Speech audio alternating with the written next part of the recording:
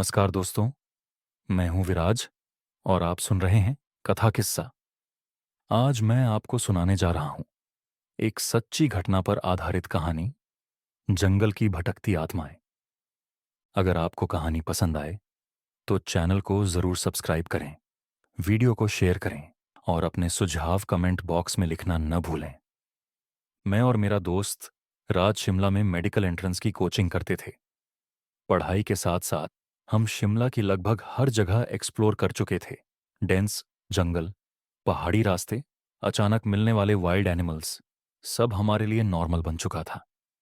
हमें इतनी आदत हो गई थी कि कई बार रात को भी हम उन जगहों पर चले जाते थे जिन्हें लोग हॉन्टेड कहते थे। पर कभी कुछ वियर्ड महसूस नहीं हुआ। पहले के जमाने में बिजली कम थी, अंधेरा ज्यादा रहता था, इसीलिए लोग कहानियां बना लेते होंगे। मैं यही सोचता था। आज की रोशनी में सुपरनैचुरल का डर मुझे सिर्फ मजाक लगता था। समय बीतता गया और हम दोनों अलग अलग कॉलेजेस में पहुंच गए। राज बद्दी चला गया और मेरा एडमिशन वाकना घाट में हो गया। दूरी बढ़ गई, पर हमारी दोस्ती हमेशा बनी रही। 2 साल बाद हॉस्टल में भीड़ और रूल्स से थोड़ा बोर्डम होने लगा, तो मैंने सोचा कि अब प्राइवेट रूम ले लेता हूं। यूनिवर्सिटी के आसपास काफी रूम्स देखे, पर कोई पसंद नहीं आया। ढूंढते ढूंढते मैं कैरी घाट पहुंच गया, एक छोटा सा होटल जो मेन हाईवे से थोड़ा अंदर था। होटल में कस्टमर्स कम आते थे, इसलिए ओनर ने मुझे बहुत कम रेट पर एक बैल्कनी वाला रूम दे दिया। कमरे से पूरी वैली का ब्यूटीफुल व्यू दिखता था। बेसिक सुविधाएं सब मिल जाती थीं और मैं वहां काफी कंफर्टेबल था। मुझे उस रूम में शिफ्ट हुए लगभग 2 महीने ही हुए थे और तब तक मेरी जिंदगी बिल्कुल नॉर्मल चल रही थी। वीकेंड आ गया था और रात छुट्टियों पर घर गया हुआ था।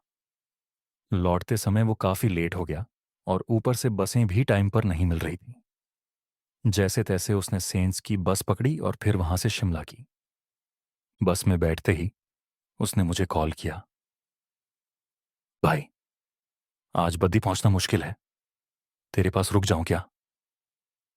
मैंने कहा, हाँ भाई, आजा, मजे करेंगे। प्लान ये बना कि 28 की रात वो मेरे पास रुकेगा और 29 को चंडीगढ़ होते हुए बद्दी जाएगा। चंडीगढ़ में उसकी गर्लफ्रेंड भी थी और 29 तारीख उसका बर्थडे भी। तो मैंने मजाक में कहा, चल, बर्थडे भी यहीं सेलिब्रेट करेंगे। फिर मैंने पूछा, कैंपिंग कर लें? राज तुरंत एक्साइटेड हो गया। हाँ भाई, लेट्स गो। क्योंकि ऑलरेडी काफी देर हो चुकी थी, मेरे दिमाग में पहले से एक जगह थी। थोड़ी सी ट्रैकिंग करके एक ओपन फील्ड में पहुंचते हैं। वो स्पॉट कैंपिंग के लिए परफेक्ट था। मैं होटल से कैंपिंग का सारा सामान लेकर वाकना घाट के बस स्टैंड पहुंच गया। थोड़ी देर बाद राज भी पहुंच गया। मिले, प्लान फिक्स किया और जैसे हमेशा होता है, हमने सोचा आज भी थोड़ी ड्रिंक कर लेते हैं और आराम से बातें करेंगे। हमने एक बोतल ली, कुछ स्नैक्स रखे और सोचा कि डिनर वहां जाकर नहीं बनाएंगे, क्योंकि पहले से ही काफी देर हो चुकी थी। कैंपिंग स्पॉट था हिरथी माता मंदिर।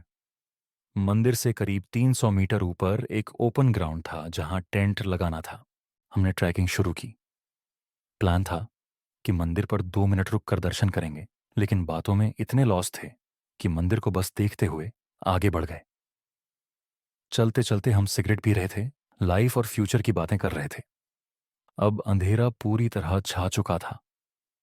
ट्रैक का आखिरी 15 मिनट बचा था और रास्ते के किनारे फैला जंगल अचानक ज्यादा डरावना लगने लगा था। तभी अचानक जंगल के अंदर से किसी के तेज दौड़ने जैसी आवाज आई। हम दोनों एकदम फ्रीज हो गए। कुछ सेकंड के लिए ऐसा लगा जैसे पूरा जंगल हमारे सामने जिंदा हो उठा हो। आवाज धीरे धीरे दूर जाती गई और फिर बिल्कुल खामोशी। करीब 1 मिनट हम पेड़ों के बीच देखते रहे, उम्मीद में कि कुछ दिख जाए, लेकिन वहां कोई नहीं था। उस पल ऐसा लगा मानो जंगल ने हमें साफ वार्निंग दी हो कि अब वापस लौट जाओ। लेकिन हम फिर भी आगे बढ़ते गए। करीब 20 मिनट चलने के बाद हम कैंपिंग ग्राउंड पहुंचे। पहुंचते ही सोचा पहले आग जलाई जाए, फिर टेंट लगाया जाए। सामान एक तरफ रखा और जंगल की ओर लकड़ियां लेने चले गए। अलग अलग दिशा में तलाश शुरू हुई। थोड़ी देर बाद लौटे तो देखा लकड़ी बहुत कम थी। मैंने कहा, यार थोड़ा और अंदर चलते हैं, इतनी में रात नहीं कटेगी। हम जंगल के और भीतर गए। कुछ दूर पर सूखी लकड़ियां दिखाई दी। धीरे धीरे उठाते हुए आगे बढ़े। ये पूरा इलाका घने देवदार और चीड़ के पेड़ों से भरा था। राज को थोड़ी दूरी पर 3-4 बड़े शंकु दिखे। उसने कहा, तू इधर ही लेता रह, मैं उठाकर आता हूं।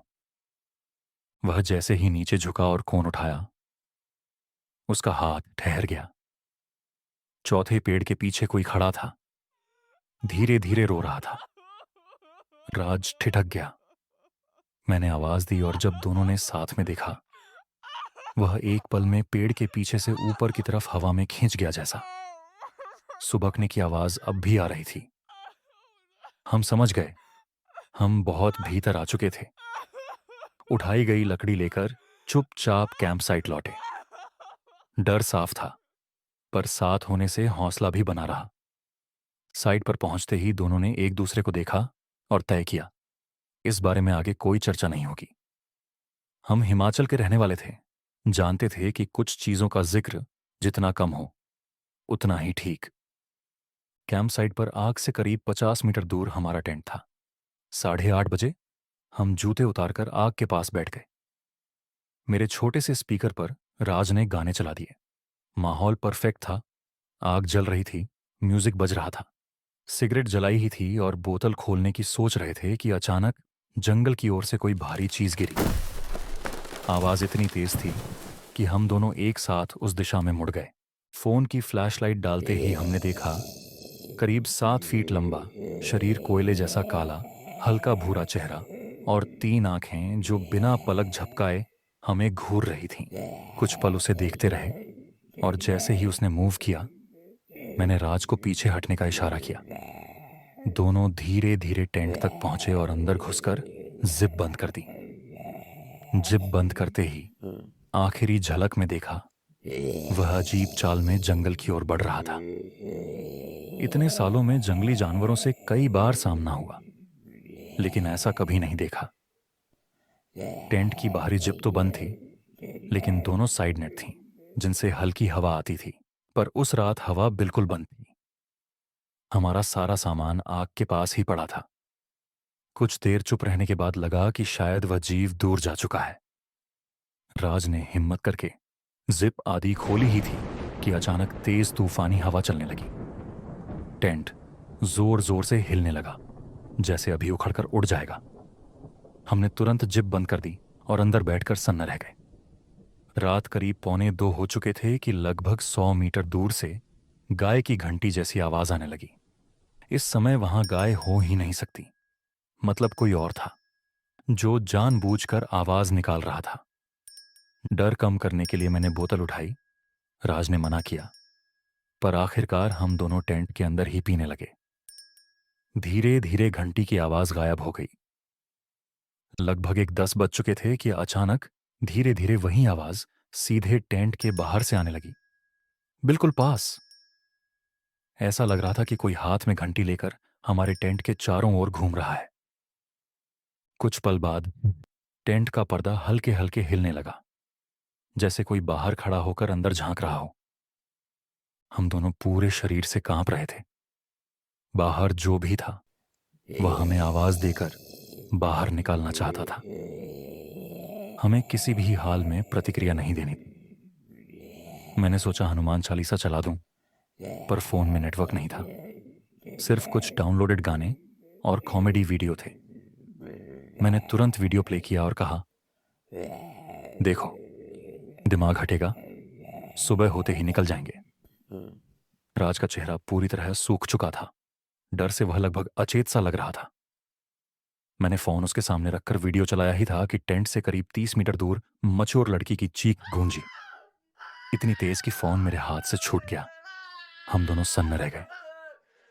थोड़ी सी दारू पी होने की वजह से हमारे शरीर में गर्मी और एंग्जाइटी दोनों बढ़ गए थे।